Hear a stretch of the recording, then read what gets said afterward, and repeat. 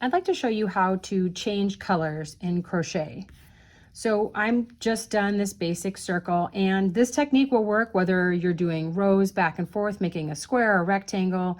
If you're doing it in the round, well, in a circle like this, it's all the same. It's very, very easy, all the same process. For the last stitch of the row, you're going to start the stitch the same as you always would. So I'm doing double crochets. I'm going to yarn over.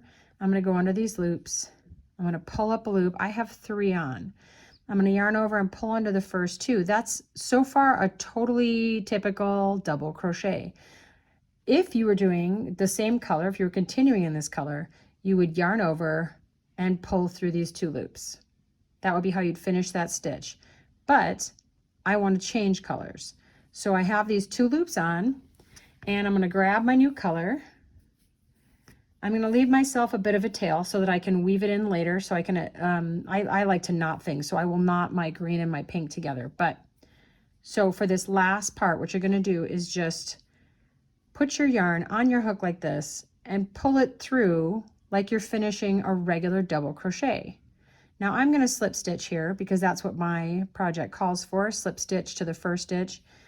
And you can kind of adjust that a little bit. You can pull on your tails to tighten that stitch because it gets a little bit big sometimes, at least it does for me.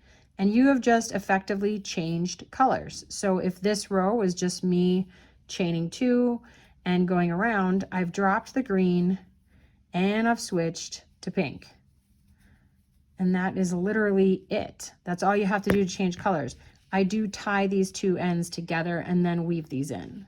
Happy crafting!